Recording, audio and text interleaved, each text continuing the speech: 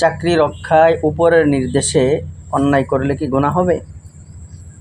এই প্রশ্নটি বর্তমানে আমাদের জানা খুব জরুরি যে আমি চাকরি করতেছি, তো এই চাকরি রক্ষার কারণে যদি উপরের থেকে কোনো অন্যায় করার নির্দেশ আসে, সেক্ষেত্রে আমি অন্যায় করলে কি আমারও সমপরিমাণ গুনাহ হবে কিনা? ভাইয়েরা আমার, আল্লাহ পাক রব্বুল আলামিন কোরআনুল কারীমের মধ্যে বলেছেন, তাআওয়ানু আলাল বিররি ওয়াত তাকওয়া ওয়ালা তাআওয়ানু আলাল ইসমি ওয়াল উদওয়ান।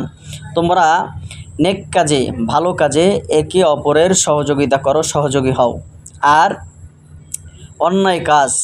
অন্যায় যে কাজগুলো আছে এগুলোতে একে অপরের তোমরা সহযোগী হও না।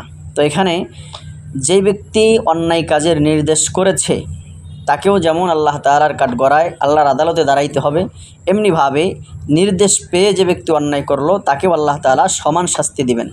এজন্য আমাদের একটু নিজেরা ভালো থাকার জন্য, নিজেদের চাকরি বাঁচানোর জন্য, পেট পালার জন্য আমরা যদি কি করি, উপরের নির্দেশে আমরা অন্যায় করি, তাহলে এ ব্যাপারে আমাদেরও জবাবদিহি হতে হবে।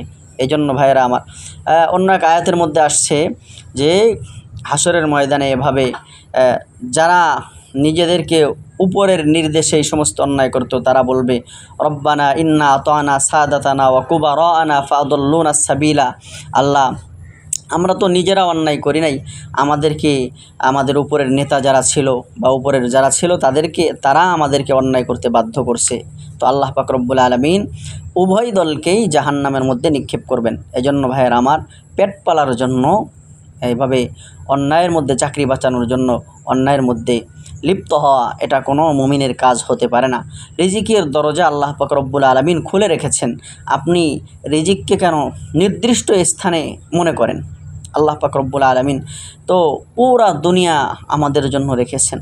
তো আপনি এটার উপরেই কেন নির্ভরশীল হতে হবে আপনাকে যে আমি যদি এই চাকরি ছেড়ে দেই তাহলে মনে হয় আমার কোনো রিজিক হবে না? এজন্য এটা যারা মনে করেন যে উপরের নির্দেশে বা চাকরি বাঁচানোর জন্য যদি কেউ অন্যায় করে এটা অন্যায় না, তাহলে তারা ভুলের মধ্যে আছেন।